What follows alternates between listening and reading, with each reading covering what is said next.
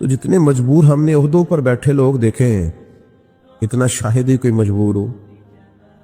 کیا آپ کبھی دیکھ لیں حکومت مجبور ہوتی ہے، اپوزیشن آزاد ہوتی ہے، اس کا کام تو صرف تنقید کرنا ہے، وہ کرتی رہتی ہے۔ لیکن جو لوگ کسی عہدے پر بیٹھے ہوتے ہیں، لوگ بول دیتے ہیں اس کو یہ کر دینا چاہیے، اس کو وہ کرنا چاہیے، کچھ باتیں درست بھی ہوں گی لیکن اتنا آسان تھوڑی ہوتا ہے۔ بہت سارے پہلو ہوتے ہیں جن پر غور کرنی ہوتی ہے۔ اگر کوئی اخلاص کے ساتھ عہدے پر بیٹھا ہے تو اس کو بڑا پھونک پھونک کے قدم اٹھانا پڑتا ہے۔ تو کسی شخص کا مقصد اگر دولت کا حصول ہو کہ مجھے ہر صورت میں پیسہ ہی جمع کرنا ہے، اس نے بھی زندگی کا کوئی پیارا مقصد نہیں پایا۔ بہت ساری جگہوں پہ دولت نفع بخش ہوتی ہے، اللہ کا فضل ہوتی ہے، لیکن اگر جائز ناجائز کا لحاظ کیے بغیر مقصود ہی صرف حصول دولت ہو تو دولت کی پیاس اور بھوک وہ والی بھوک اور پیاس ہے جو پیسے ملنے سے ختم نہیں ہوتی، بڑھتی جاتی ہے۔ یہ بڑھتی ہے، یہ ختم نہیں ہوتی۔ کہ جتنے ملیں گے حال میں مزید، حال میں مزید کی آوازیں اور آئیں گی، یہ طلب بڑھے گی۔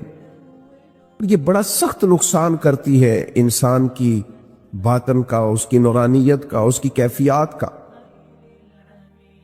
جو لوگ قناعت پسند نہیں ہوتے، حریص ہوتے ہیں، لالچی ہوتے ہیں، وہ تو بیچارے الجھ جاتے ہیں، ان کا اندر تو اجڑ جاتا ہے پوری طرح، انہیں پتہ بھی نہیں چلتا اور وہ بے آباد ہو چکے ہوتے ہیں۔ اچھا، کئی دفعہ ایسا بھی ہوتا ہے وہ اخلاص سے چلے تھے، ان کے مقاصد بڑے حسین تھے، لیکن جب اس رستے پہ پڑے تو پھر مقصد بدل گیا، اللہ معاف کرے، پھر وہ حصول دولت، حصول دنیا، تو وہ اپنی بھی وہ کیفیت نہیں رہی ان کی، وہ خود بھی بے چین ہوتے۔ اور حدیث پاک میں موجود ہے، نبی کریم علیہ السلام نے فرمایا، دو بھوکے بھیڑیے، بھیڑیا ویسے ہی بڑا خطرناک ہوتا ہے، اور اگر اوپر سے بھوکا ہو تو بھیڑیا ویسے ہی خطرناک ہے، اور اگر بھوکا بھی ہو تو کریم فرماتے ہیں دو بھوکے بھیڑیے بکریوں کے ریوڑ میں کھلے چھوڑ دیے جائیں، کوئی روک ٹوک کرنے والا نہ ہو۔ فرمایا وہ دو بھوکے بھیڑیے بکریوں کے ریوڑ کا اتنا نقصان نہیں کرتے جتنی دولت اور شہرت کی محبت انسان کے دل کا نقصان کرتی۔ وہ اندر سے پورے طور پہ اجڑ جاتا ہے، اس کا باطن پورے طور پر تباہ ہو جاتا ہے، اسے پتہ ہی نہیں ہوتا۔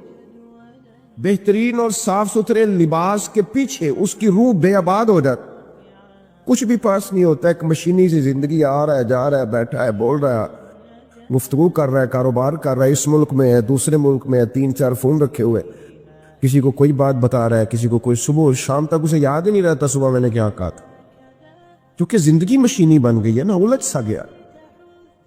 تو یہ جتنے بھی مقاصد ہمارے ہاں لوگ پیدا کر لیتے ہیں، یہ سارے مقاصد بڑے تکلیف دہ ہوتے، لیکن اگر زندگی کا مقصد وہ حسین مقصد ہو جس کی طرف قرآن مجید نے رہنمائی فرمائی، تو پھر انسان بڑا باطنی سکون محسوس کرتا ہے۔ اللہ تعالیٰ نے فرمایا الذی خلق الموت والحیات لیبلوکم ایکم احسن عملا، فرمایا وہ ذات جس نے موت اور حیات کو پیدا کیا ہے تاکہ پتہ چلے تم میں اچھے عمل کون کرتا ہے، بہترین کردار کون پیش کرتا ہے۔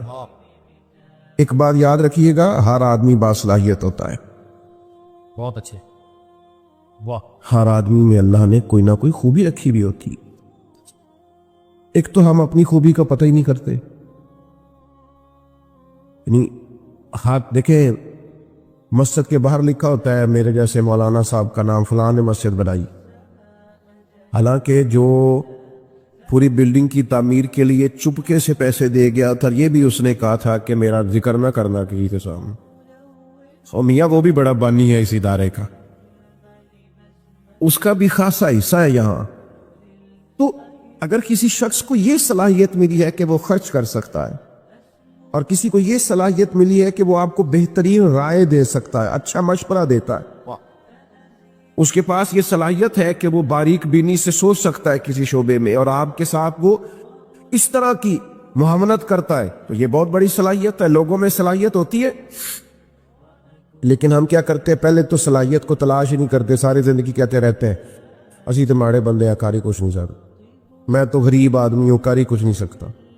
وہ سعدی شرازی رحمۃ اللہ علیہ کی خدمت میں بھی ایک شخص نے اپنے دوستوں کا شکوہ کیا تھا. اس نے کہا تھا بڑے نکمے ہیں میرے دوست، بڑے ہی ناکارہ ہیں، کسی کام کے نہیں، کسی کام نہیں آتے، بالکل ہی بیکار ہے. تو حضرت سعدی بار بار سمجھانے لگے، فرمایا یوں نہیں کہتے، کوئی تو خوبی ہوگی. اس نے کہا حضور کوئی بھی نہیں.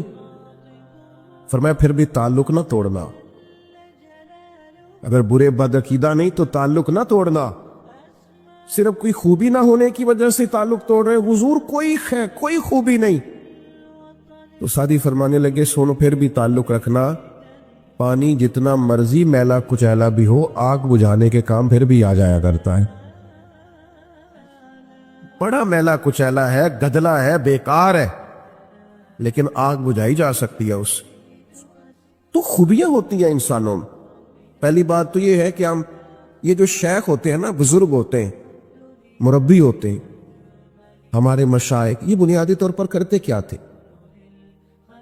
یہ سامنے والے کو آئینہ ہی تو دکھاتے تھے، بتاتے ہی تو تھے کہ تیرے اندر خوبیاں ہیں، اور وہ خوبیاں دکھا کے اس سے کوئی نہ کوئی کام لے لیتے تھے. بڑے بڑے نکمے لوگوں سے کام لے لیتے تھے، ان کو کام پہ لگا دیتے، ان کو تسلی دینا، سمجھانا، ان کو بار بار قائل کرنا. آج کل لوگ مایوس کرتے. ہمارے پاکستان کے ایک بڑے معروف کالم نویس ہیں، انہوں نے ایک دفعہ کالم لکھا. وہ تبصرہ تو اس پر کر رہے تھے کہ ملک میں چند سیاسی جماعتوں کا راج ہے، کسی اور کو سامنے نہیں آنے دیتے. تو انہوں نے ایک مثال لکھی، کہنے لگے گاؤں کا چودھری انتقال کر گیا تو پوتا اپنی دادی سے کہنے لگا اب چودھری کون بنے گا؟ تو اس نے کہا جو چودھری فوت ہوا ہے اس کا بیٹا. تو انہوں نے کہا اگر وہ بھی فوت ہو گیا تو کہا اس کا بیٹا. وہ بھی فوت ہو گیا تو انہوں نے مثال دی. تو آخر میں وہ دادی کہنے لگی پتر سارا پنڈ بھی مر جائے تو نہیں چودھری بن لگا، تو یہ چودھریوں نہیں بننا ہے، تو فکر نہ کر. تو انہوں نے مثال دی کہ کچھ بھی ہو جائے یہ چند سیاسی لوگوں نے آنا ہے. تو میرا کچھ رابطہ رہتا تھا، میں نے انہیں فون کیا، میں نے کہا آپ قوم کو مایوس کر رہے ہیں، یہ فکر پیدا کر رہے ہیں آپ ہماری نوجوان نسل میں کہ تم آگے آ ہی نہیں سکتے. میں نے کہا تو میرے ساتھ میں تجھے بتاتا ہوں غریبوں کے بچے چودھری بنے ہوئے ہیں، میں تمہیں بنے ہوئے دکھاتا ہوں، ہماری نظروں میں آئے. یہ اپنی قوم کی تربیت کر رہے ہو کہ تم کچھ بھی نہیں کر سکتے. تم ان کی تربیت کرو کہ اٹھ باندھ کمر کیوں ڈرتا ہے، پھر دیکھ خدا کیا کرتا ہے. ہمت دلاؤ، جد و جہد کا جذبہ پیدا کرو، ان کے اندر شوق پیدا کرو، یہ محنت کریں، آگے بڑھیں. مدد کرنے والا اللہ ہے. علاقے میں جو چودھری کہلاتے تھے ان کا بچہ پڑھا نہیں ہے، وہ اسی کمپنی کے دروازے پر گن مین ہے. اور اسی علاقے کا جو غریب کہلاتا تھا اس کا بچہ پڑھ کے اسی کمپنی کے اندر مینیجر لگا ہوا ہے. تو آؤ ہم دکھاتے ہیں. آپ لوگوں کو مایوس، تو ایک تو صلاحیت کو بھانپیں کہ ہم کیا کردار ادا کر سکتے ہیں، وہ والا کردار ادا کریں. ہم کیا ڈیوٹی کر سکتے ہیں، وہ والی ڈیوٹی کریں. اور پھر اپنی جو زندگی ہے، جو مقصد ہے، اس کو صحیح جگہ پہ خرچ کریں. غلط جگہ پہ استعمال. کچھ لوگوں کو اللہ صلاحیت دیتا ہے نا، باصلاحیت ہوتے ہیں، لیکن وہ اپنی صلاحیت کا استعمال ٹھیک ہے. اچھا یہ بتائیں جس کی آواز سریلی ہوتی ہے اپنی وجہ سے ہے کہ اللہ کی عطا ہے؟ تو جو آنکھیں میں نعت سنان دا 60,000 لے رہا ہے، پھر اس سے پوچھا جائے گا کہ یہ آواز سریلی کرنے کے تو نے دیے کتنے، پہلے یہ بتانا. خدا کے بندے، اللہ نے اپنے فضل سے صلاحیت دی ہے اور تو غلط جگہ پہ استعمال کر رہا ہے، نوٹ کمانے لگ گیا. اور پھر یہ کہ تیرے نخرہ ہے کہ وہ سنبھالا نہیں جا رہا الا ماشاءاللہ. اور پھر یہ کہ جس محبوب پاک علیہ الصلوۃ والسلام کی نعت پڑھ کے اللہ نے تجھے عزت دی ہے، ان کی سنت کا لحاظ تک نہیں تو کرتا، شریعت کا پاس تک نہیں ہے تجھے. تو سمجھے چیزوں کو، اللہ نے صلاحیت اپنے فضل سے دی ہے. بڑے بھائی ہوتے ہیں، 4 5 6 بھائی ہیں، لیکن ان میں سے اللہ تعالیٰ کسی کو صلاحیت دے دیتا، آگے گزر جاتا ہے. اب وہ کیا کرتا ہے، وہ جناب جس کو تھوڑے سے پیسے مل جائیں یا معروف ہو جائے یا جانا پہچانا جائے، وہ مشورے دے دے کے مار دیتا ہے. وہ ایسے بات کر رہا ہوتا جیسے بڑا پروفیسر ہے. او بھائی خدا نے فضل کر دیا تیرا، جی میں رہے، اللہ سے ڈر، अपनी सलाहियत का गलत इस्तेमाल न करे कभी भी। अगर बासलाहियत है तो उस अपने आप से कोई काम ले ले, अपने वजूद को बेकार न करें, कोई खिदमत ले, उससे कोई ड्यूटी लें, अपने आप को किसी काम पे लगा दे, वरना जाया हो जाएंगे। बड़े लोग हैं ऐसे बासलाहियत है लेकिन ऐसे काम में वक्त जाया करते हैं जो उनके वाला है ही नहीं, बेकार अपना वक्त जाया करते हैं। हारून रशीद बैठे थे तो बहुत सारे लोग बादशाह के दरबार में आया करते थे। तो एक साहब आ गए, वो कहने लगे मैं आपको कोई करतब दिखाऊंगा और फिर आपसे इनाम पाऊंगा। ये आते हैं ना करतब दिखाने वाले, मैजिक शो करने वाले, फिर वो कुछ दिखाते हैं और उनको 10 रुपए 20 रुपए एक एक आदमी देता है। उसने कहा मैं करतब दिखाऊंगा और आपसे इनाम लूंगा। कहा चलो। तो कच्ची दीवारें होती थी, उसने सुई एक फेंकी, वो जाके दीवार में लगी। सुई के पीछे एक छोटा सा सुराख होता है, पंजाब में लोग उसको नक्का कहते हैं, इसमें धागा डाला जाता है। अजीब बात यह कि उस, आपकी तवज्जो है मेरी बात पर, उस करतब दिखाने वाले ने दूसरी सुई फेंकी तो वो जाके उस सुराख में लगी जिसमें धागा डाला जाता है। वो तीसरी फेंकी तो वो दूसरी के सुराख में जाके, इतना मजबूत निशाना।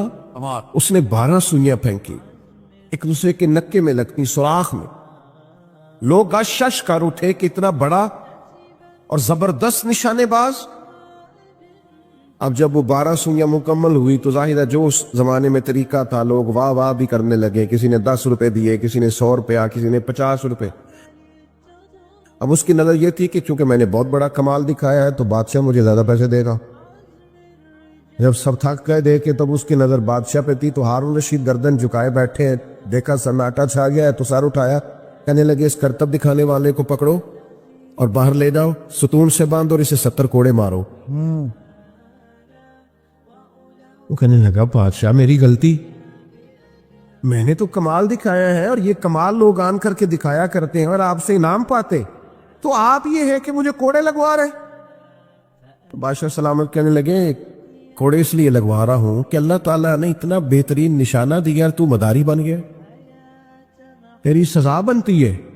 उसने कहा हुजूर फिर क्या करूं? फरमाया आ मैं तुझे फौज में भर्ती करता हूं, ये जो निशाने का अल्लाह ने कमाल दिया है ये काफिर पे लगा था कि दीन के झंडे को अल्लाह सर बुलंद दिया था।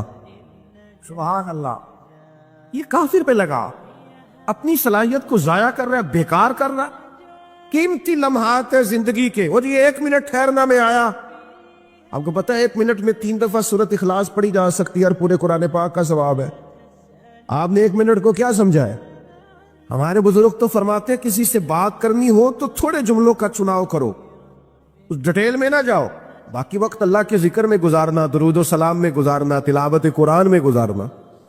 लेकिन हम बेकार जाया करते हैं वक्त, इधर बैठे उधर, और बेकार के तबसरे और बेकार का काम। अच्छा, जिन पर हम तबसरे कर रहे हैं वो कहीं के कहीं पहुंच गए और हम अभी तबसरे ही कर रहे हैं, अभी तबसरे ही कर रहे हैं। तो भाई जिंदगी में एक तो मकसद होना चाहिए, फिर वो मकसद जो है वो आला होना चाहिए, फिर सलाहियत को जांच कर उसको सही जगह इस्तेमाल करना चाहिए, गलत जगह पे नहीं। हदीस पाक सुनिए, नबी करीम सल्लल्लाहु ताला अलैहि वसल्लम ने फरमाया सुबह जब दिन चढ़ता है, सूरज निकलता है तो वो दिन ऐलान करता है, दिन, वो दिन कहता है मैं आज आया हूं, आज के बाद दोबारा नहीं आऊंगा। कोई काम करना है तो आज कर लो, मैं आज के बाद दोबारा, आज जिसका जो काम रह गया वो रह गया। तो ड्यूटी करें, मेहनत करें, जद्दोजहद करें, कोशिश करें, काम करें और आमाले हसना से अपनी जिंदगी को मुज़य्यन करें। कभी भी कपड़ों से इंसान नहीं सजता, वो आला अखलाक से सजा करता है, जुबान की मिठास से निखर जाता है।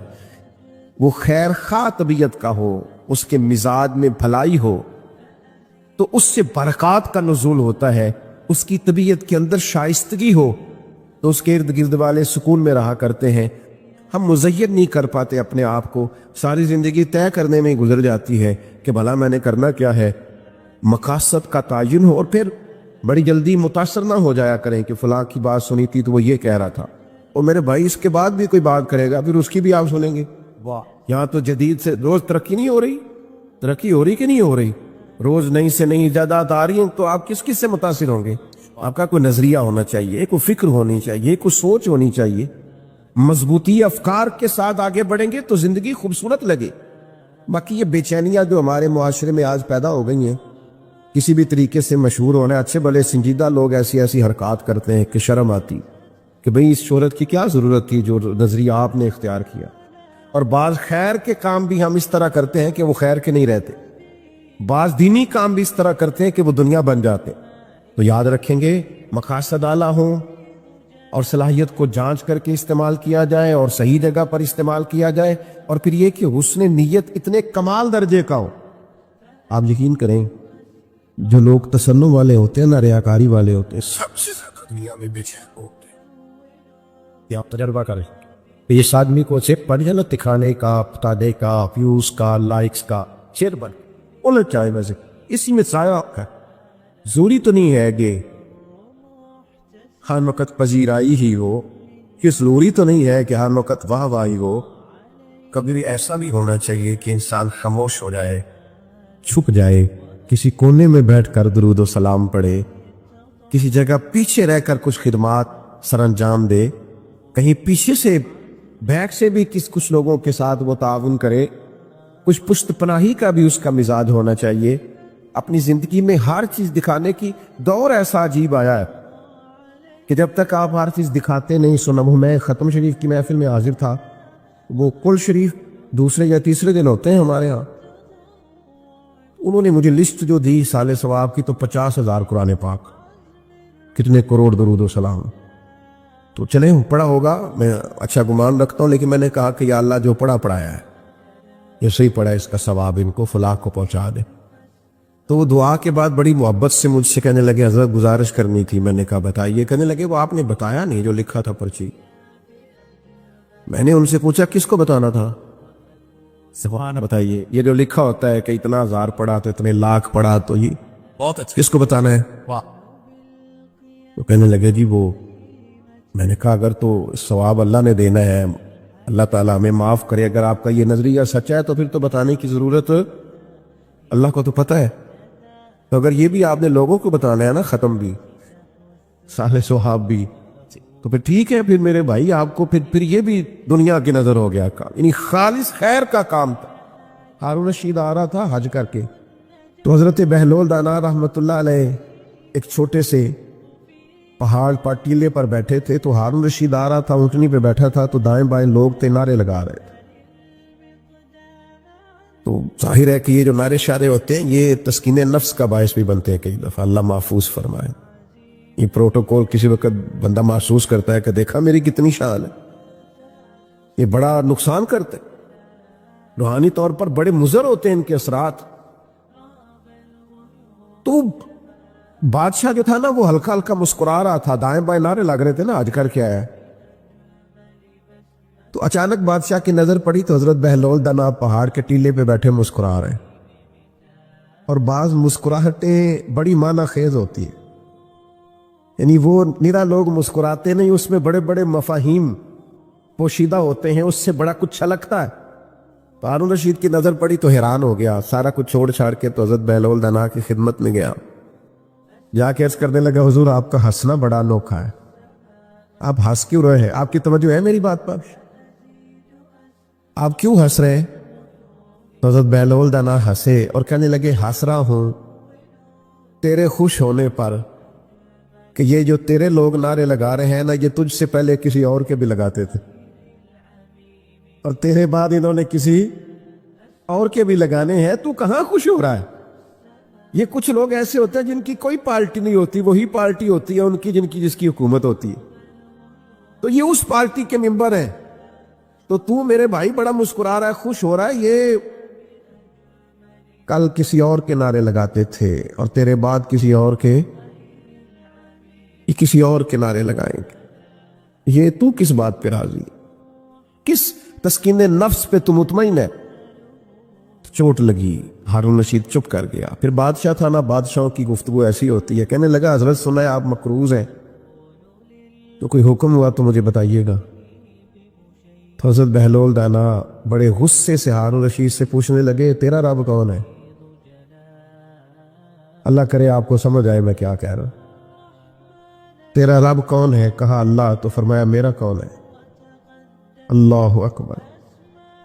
اس نے کہا حضور آپ کا بھی اللہ، تو فرمانے لگے ہارون رشید یہ تو نہیں نہ ہو سکتا کہ رب ہارون رشید کو دیتا جائے اور بہلول دانا کو بھول ہی جائے۔ یہ عقیدہ میرا بڑا مضبوط ہے، میرا رب جب چاہے گا نا وَيَرْزُقْهُ مِنْ حَيْثُ لَا يَحْتَسِبُ، وہ وہاں سے دے دے گا جہاں سے کبھی گمان بھی نہیں گیا ہوگا۔ مسلمانوں نے ہجرت مدینہ سے پہلے ایک ہجرت کی تھی جسے ہجرت حبشہ کہا جاتا ہے۔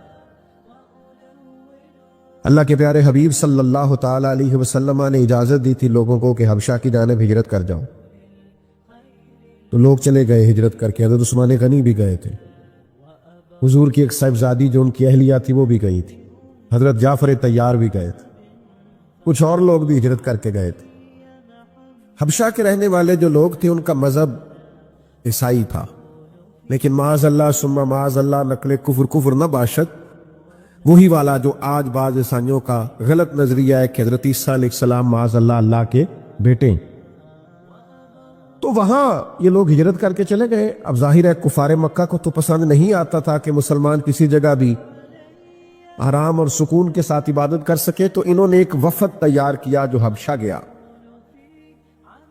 جا کے پہلے تحفے تحائف دیے بادشاہ کے قریبی لوگوں کو، پھر بادشاہ تک رسائی حاصل کی، پھر اس کو بتایا کہ ہمارے کچھ لوگ آ گئے۔ حبشہ کا بادشاہ نجاشی بڑا سمجھدار آدمی تھا، بڑا زیرک تھا، باتوں کو بڑی گہرائی سے سمجھنے والا تھا۔ اس نے کہا میں تمہاری رائے سن کے مسلمانوں کو یہاں سے نکالوں گا نہیں، ان کی بھی بات سنوں گا،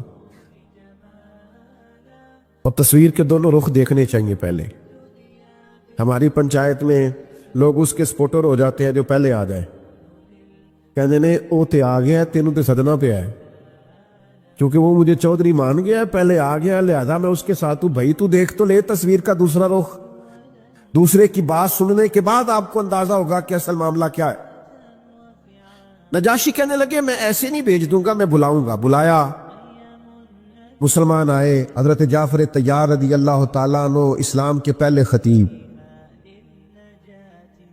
جو باتیں نجاشی نے پوچھی حضرت جعفر طیار نے بڑی جرت کے ساتھ جواب دیا، بلکہ وہی کچھ کہا جو آج کل میلاد پہ ہمارا خطیب نہیں کہتا، ہمارے مبلغین نہیں کہتے کہ بادشاہ ہم تو گلے کاٹتے تھے، ہم تو ایک دوسرے سے لڑتے تھے، بیٹیوں کے اوپر ظلم کرتے تھے، یہ تو مدینے والے